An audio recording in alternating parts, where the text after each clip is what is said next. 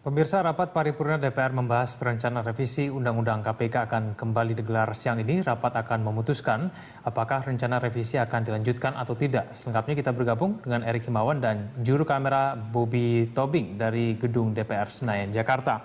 Ya, Erik, kita tahu pada hari kemarin Presiden Jokowi telah sepakat bersama dengan DPR untuk menunda pembahasan RUU KPK ini. Apakah kemungkinan dalam rapat paripurna DPR hari ini ada kemungkinan untuk mencabut mengenai RUU KPK ini?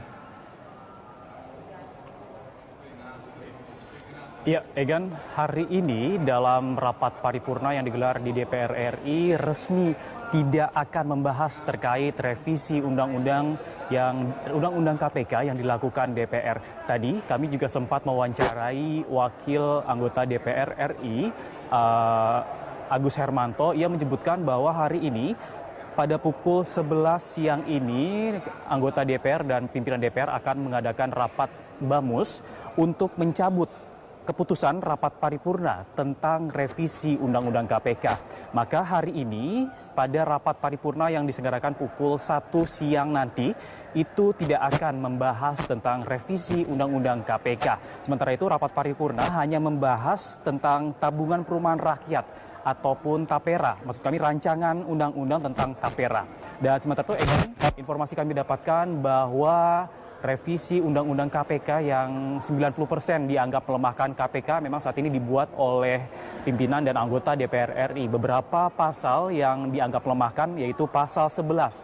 Pada revisi ini, pada pasal 11, KPK hanya dapat mengusut kasus dengan kerugian negara lebih dari 25 miliar.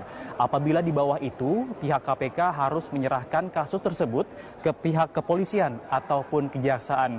Pada saat ini juga KPK dapat mengusut kasus-kasus bahwa di bawah 1 miliar pun apabila ada terindikasi merugikan keuangan negara, KPK dapat mengusut. Sementara itu, Egan, pada pasal 12 di revisi Undang-Undang Nomor 30 Tahun 2002, pada huruf A itu menjelaskan bahwa penyadapan harus dilakukan dengan alat bukti yang cukup kuat.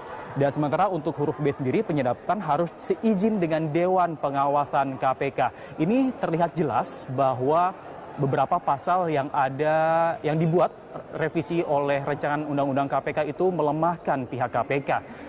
Pada sebelumnya, dengan leluasa KPK dapat melakukan penyadapan apabila seseorang terindikasi melakukan tindak pidana korupsi. Sementara itu yang terakhir, KPK berwenang mengeluarkan SP3 ataupun surat perintah penghentian penyidikan.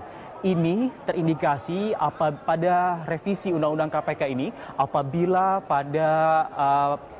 dalam kasus yang sedang ditangani oleh KPK, apabila ada intervensi dari pihak luar, KPK dapat langsung mengeluarkan SP3 sehingga kasus yang sedang ditanganinya dapat dihentikan. Sedangkan pada sebelumnya KPK itu tidak memiliki wewenang untuk mengeluarkan SP3 sehingga apabila KPK menetapkan seseorang menjadi tersangka, itu harus mempunyai bukti yang cukup kuat dan selanjutnya akan dilakukan ke meja hijau ataupun pengadilan, Egan.